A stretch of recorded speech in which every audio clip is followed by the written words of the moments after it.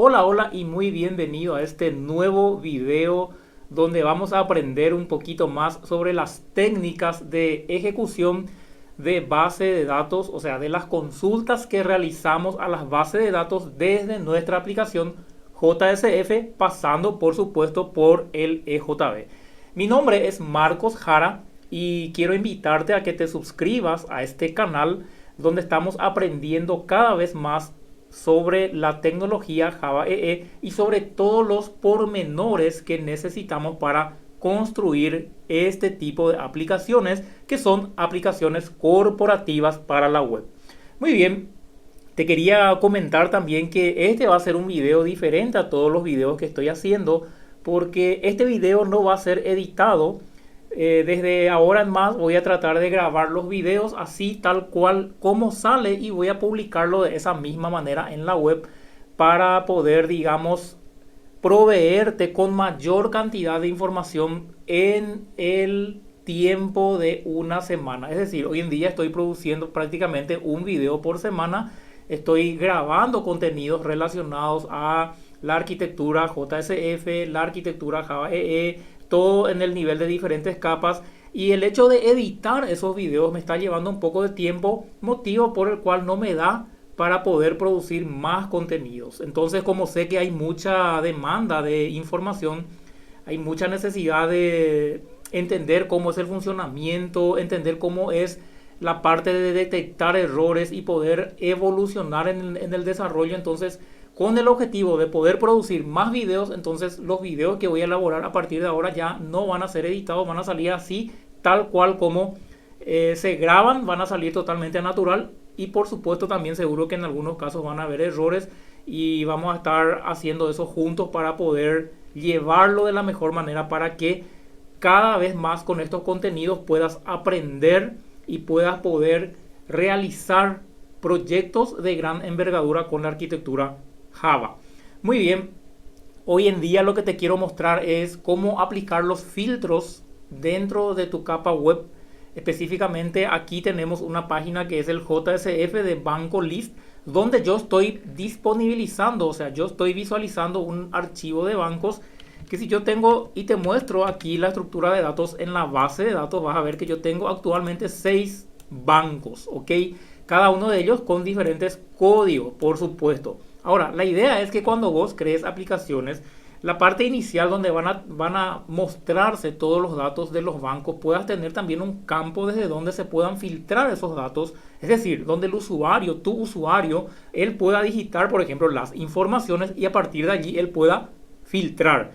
Entonces, aquí, por ejemplo, si yo, por ejemplo, coloco banco, por supuesto, a ver, banco uno, por ejemplo, a ver, si yo digito aquí con mayúsculas, ahí, si yo digito banco uno con mayúsculas, por ejemplo, él me trae el banco uno. Si yo digito banco sin el número, él me trae solamente el... bueno, si yo le coloco banco, solamente banco, él me trae todos los bancos porque todos van a coincidir aquí. Ahora, si yo, por ejemplo, le digito un número, vamos a suponer 4, entonces él me va a traer el 4, solamente el que tiene banco 4. ¿Eso por qué? Porque si yo le quito otra vez aquí, le doy enter, te comento cómo está implementado esto dentro de la aplicación, dentro del entorno de desarrollo del Eclipse, ¿ok? Aquí tenemos nuestro, primero te voy a mostrar la página, ¿ok? La página solamente tiene un botón de comando que es el command button, que vendría a estar representado por este botón que está aquí, la cual llama a un método buscar, ¿ok? Luego en la parte superior del botón tengo también aquí un cuadro de texto. Este cuadro de texto vendría a ser un cuadro de texto normal, un componente JSF normal que es un input text, el cual está vinculado, está haciendo un binding con un atributo de la clase banco manage bin, ¿ok? Entonces esta query, si yo voy aquí al banco manage bin, vamos a ver que aquí yo tengo un atributo query que es una string y que lo que va a hacer es mantener, digamos, la información de lo que el usuario está digitando aquí en la pantalla, en el banco.query, aquí. Entonces, por ejemplo, si yo digito aquí banco, vamos a poner banco y le doy enter, allí esta información, bueno, ahí no me mostró nada porque le coloqué con mayúsculas, vamos a colocarle aquí banco, aquí, enter, allí Entonces, esa información banco que yo digité va a quedar almacenado aquí en la query. Cuando yo le dé el submit, cuando yo le dé el enter, él va a venir y va a quedar almacenado aquí. Entonces, cuando yo presione clic en el botón, él va a llamar a un método buscar, ¿ok? Que es este método buscar que está aquí, ¿ok? El cual lo que va a hacer es pasarle ese parámetro que él tiene en la query, que le va a pasar ese parámetro al EJB. Es decir, al método de la clase de negocio para que él utilice ese parámetro de query o ese parámetro de filtro para realizar la consulta. Muy bien, vamos a consultar qué hay allí. Si yo voy allí en el método listar, entonces vamos a ver que ese método listar, él recibe la query, recordando nuevamente que la palabra query es el filtro de búsqueda que se tiene que utilizar en la sentencia SQL para obtener los resultados solamente en base a ese filtro. Y aquí lo que hacemos es nuestra consulta JPQL. Te recuerdo que esto es un JPQL.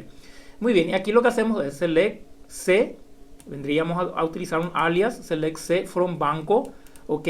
Y al banco le añadimos un alias o un nombre de variable, un nombre de instancia que va a ser la C minúscula. Entonces ahí hacemos select C, la instancia, from banco C, y luego añadimos la sentencia where, ¿ok? En la sentencia where lo que utilizamos es para filtrar los datos, así tal cual como lo haríamos también con el comando SQL. Entonces allí hacemos where upper, ok, convertimos eso a upper. Convertimos el upper, digamos que lo que vamos a hacer es un upper del campo nombre de la instancia C. Ok, recordemos que C está haciendo referencia aquí a la clase banco que tenemos aquí.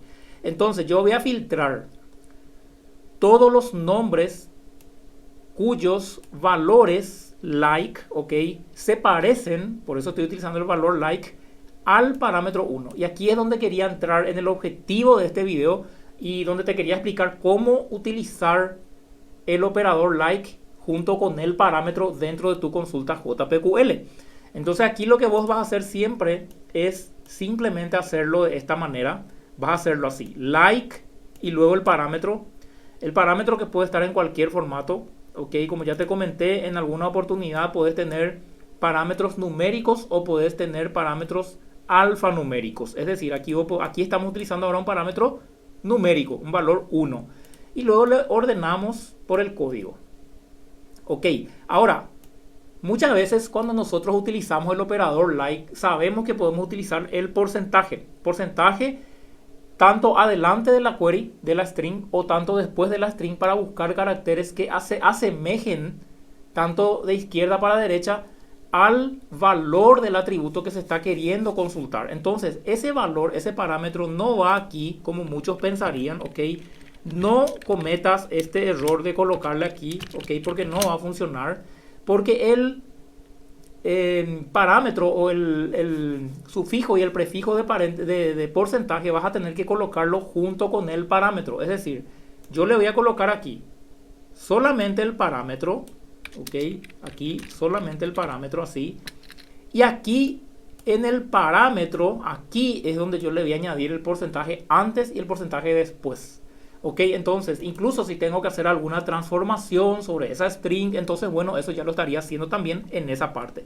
Entonces, aquí es donde yo le seteo el parámetro 1, ok, para hacer referencia a este valor que va a ser reemplazado aquí en el momento de la consulta SQL, y donde le digo que el valor del parámetro 1 va a ser igual al porcentaje más la palabra que se está digitando allá en el navegador, que viene a ser el parámetro query que está ingresando aquí en el método. Y luego le digo otra vez que al final quiero colocarle el porcentaje. Recuerda que el porcentaje viene a ser como si fuera el comodín. Entonces lo que yo quiero indicarle aquí es que el porcentaje, o sea, la palabra que se digita tiene que encontrarse en cualquier parte del registro de la base de datos. Es decir, si yo por ejemplo vengo aquí y escribo, por ejemplo, ANC, que es una palabra que está dentro de la palabra banco. Entonces si yo le doy enter, él igual me trae aquí, me trae igual banco. Si yo coloco banco 1, él me trae igual. Si le coloco banco 4, él me trae igual. Porque yo estoy, en realidad cuando eso está ejecutando allá en la base de datos, él está colocando un porcentaje aquí y un porcentaje aquí.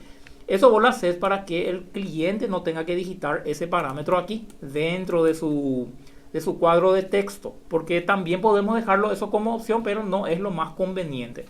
Entonces, eso es lo que te quería mostrar, que el parámetro, o sea, cualquier cosa que quieres añadir en el parámetro, si el parámetro va a ser diferente, no se hace eso dentro del JPQL, sino que se hace eso juntando, digamos, el valor o cambiando los valores ya dentro de los parámetros que vas a enviar al JPQL. Eso es lo primero que te quería comentar. Otra cosa que te quería comentar es que cuando vas a realizar filtros con palabras alfanuméricas, trates de convertir siempre a mayúsculas o a minúsculas, como es el caso que hicimos aquí. Por ejemplo, aquí hicimos upper. Mientras tanto voy a reiniciar mi servidor, ¿ok? Porque no tengo la versión más actualizada. ¿Ok? O sea que aquí vas a tener que convertir. Aquí convertimos a upper porque, digamos, los filtros que yo voy a hacer. A ver, disculpen un momento, me está dando un error aquí. Bueno, espero que esté grabando igual. Bueno, entonces aquí lo que va a pasar es que yo voy a convertir los valores de cada campo a mayúsculas para cuando haga la comparación, para que él me pueda encontrar aquí con los valores también en mayúsculas. Entonces aquí también le voy a convertir a mayúsculas. Aquí le voy a colocar to uppercase. Entonces, al convertir estas dos expresiones, o sea, estas dos, digamos, partes de las expresiones, estos dos argumentos de las expresiones, que son el campo que está en la base de datos, más el valor que yo estoy queriendo consultar a mayúsculas, él me asegura que tanto si el usuario digita en mayúsculas o en minúsculas, él igual pueda encontrar el valor. Ahora estoy reiniciando nuevamente para mostrarte cómo va a funcionar. Entonces, eso es lo que te quería mostrar. Segundo punto, el upper o lower. Vos podés convertir a mayúsculas o podés convertir también a minúsculas. Eso sin ningún problema. Ahora, si nosotros probamos esto, yo le voy a dar un actualizar aquí. Ok, tengo que actualizar de nuevo. Y aquí si yo, por ejemplo, le digito banco en mayúsculas o en minúsculas, él igual va a encontrar. Si le digito banco 2, allí él encuentra sin problema. Si le digito en mayúsculas, ahí él encuentra sin problema. Si yo, por ejemplo, le digito aquí la N en mayúsculas, le coloco 3, él va a encontrar también. Porque el usuario muchas veces cuando él está digitando, él no tiene el control de ese teclado, si está en mayúsculas, está en minúsculas. Él digita una palabra y él quiere encontrar por esa palabra. Entonces tenemos que facilitarle nosotros la búsqueda al usuario en ese sentido. Muy bien, segundo punto que te mostré, el to uppercase. El tercer punto que te quiero mostrar tiene relación ya más con la parte técnica y que muchas veces nos ocurren a nosotros los programadores errores que no sabemos cómo solucionar. Es decir, por ejemplo, aquí podrás ver que los comandos SQL, vamos a ver aquí que los comandos SQL, él ejecuta sin los valores. Es decir, aquí por ejemplo él hace un select banco, él le añade todos los alias a los nombres y todo eso. Aquí. Y dice from bancos where, aquí convirtió este en mayúsculas y aquí este ya sabemos que es un valor con porcentaje adelante, porcentaje atrás y también convertido a mayúsculas. Pero vamos a suponer que nosotros por alguna razón ejecutamos aquí una operación, por ejemplo, ahí, y él no trae los resultados, es decir, él no muestra los resultados. Entonces, nosotros muchas veces aquí, con las informaciones que vemos en pantalla, es muy difícil detectar cuál es el error que ocurre porque no tenemos aquí en el SQL cómo ejecutar, cómo ver los valores. Y allí caemos muchas veces en el error, grave error, de querer poner aquí los valores fijos. Cosa que también podemos hacer. Por ejemplo, te voy a mostrar. Generalmente solemos hacer así. Voy a hacer select C from banco C where upper C.nombre igual a like. Y aquí, bueno, como no me está mostrando el valor de la variable, bueno, qué sé yo, voy a hacerlo mi JPQL de esta manera. Voy a hacer, en vez de poner esto, a ver, en vez de poner esto, a ver, perdón, voy a copiar todo esto. En vez de poner esto aquí, allí voy a colocarlo aquí como carácter directamente. Sería de esta manera. Ok. Entonces, si yo hago así, select C from banco C where upper C like, y aquí yo le añado el paréntesis, digamos la comilla simple. Aquí también le añado la comilla simple con el porcentaje. Esto, por ejemplo, él va a funcionar igual. Va a funcionar perfecto. ¿Por qué? Porque esto es una string. Esto es una string. Cuando esta string, que tenga esta variable aquí, se convierte en una string completa, esto que está aquí, que es la palabra que el usuario digitó, se va a convertir y se va a concatenar con esto que está aquí antes y después. De hecho, te voy a mostrar cómo va a funcionar. Y eso va a hacer que el sistema funcione igualmente como tiene que funcionar. Solamente que ahí, al no funcionar como parámetro, al no estar utilizando vos esta sentencia que es el parámetro, vos estás dejando tu sistema muy vulnerable al ataque de inyección de dependencia, o sea, inyección de SQLs dentro de tu aplicación. ¿Por qué? Porque dentro de esta variable query, cualquiera puede insertar un comando SQL que se va a ejecutar allá en el momento de la ejecución de este comando en la base de datos. Y eso puede ser algo muy grave y muy crítico para tu aplicación. Entonces, si yo actualizo aquí, ahí seguro va a dar un error una vez. Eso no es nada. Entonces aquí si yo le digito, por ejemplo, banco 2, ahí como te comenté, funciona. Ahí como te comenté, funciona. Ok. Y aquí si vos podés, vos ves, vas a ver que... A ver.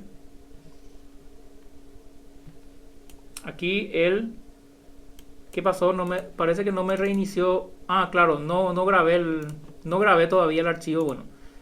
Bueno, buena práctica para saber que hay que grabar el archivo antes que reiniciar nuevamente el servidor. Entonces vamos a reiniciar el servidor aquí. Y una vez que reinicia todo, banco 2.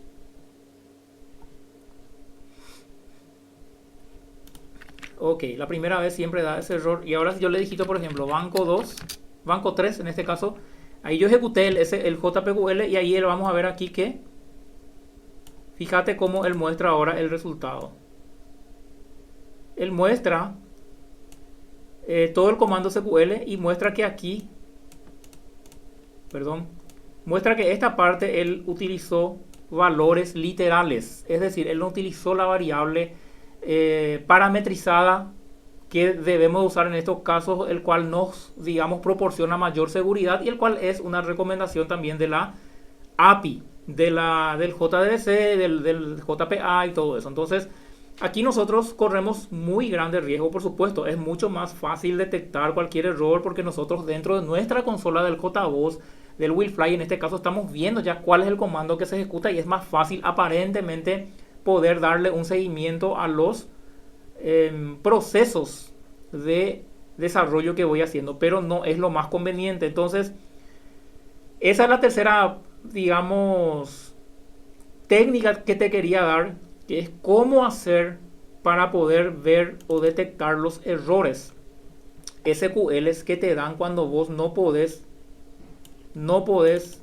darle un seguimiento por razón de que aquí él no imprime el comando SQL. Entonces vamos a dejarlo otra vez esto como está y la técnica que te voy a dar es, voy a grabar y voy a ejecutar esto de vuelta. La técnica que te voy a dar es acceder al log del Postgres o de la base de datos que estás utilizando. En ese caso, por ejemplo, el Postgres o la base de datos, el motor de base de datos siempre se encuentra ya en un nivel más protegido, menos accesible por cualquier persona. Entonces muchas veces debido a que está más protegido es más fácil poder, digamos, proteger la información dentro de nuestra aplicación.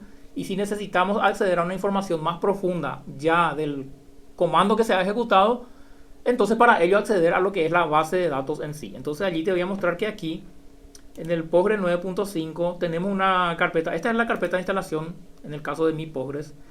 Yo tengo aquí una carpeta, dentro de la carpeta de instalación tengo el data, ok, y dentro de la data tengo el pglog, ok.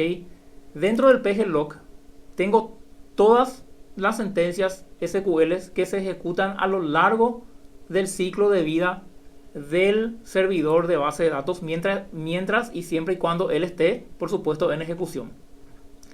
Entonces allí lo único que yo tengo que hacer es buscar el log que pertenece al día de hoy. En este caso es el 6. Voy a abrir esto y aquí yo voy a ver, aquí al final voy a ver el log, el último log que se ejecutó.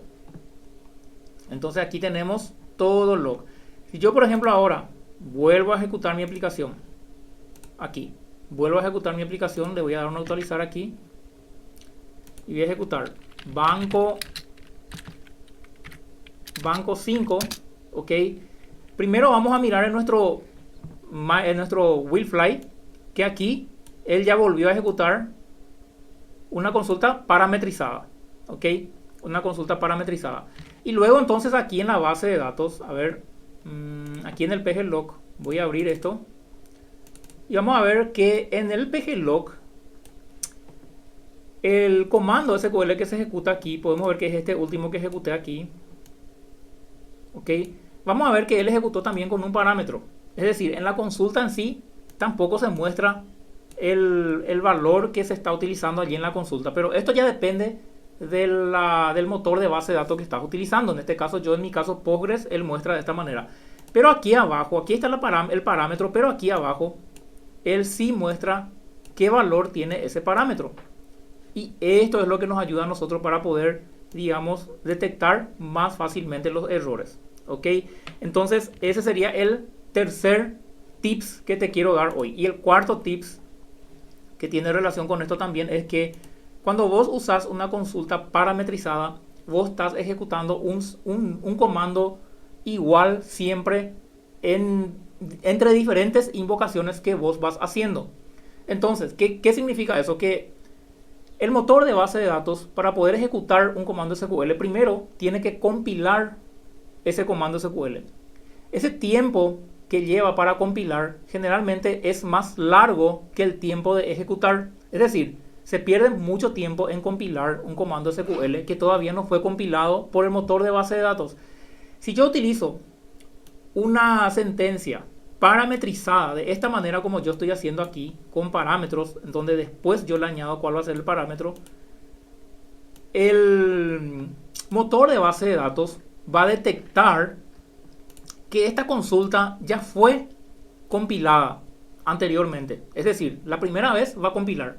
Luego las siguientes ejecuciones que va a ir haciendo ya no va a compilar, ya va a ejecutar directamente.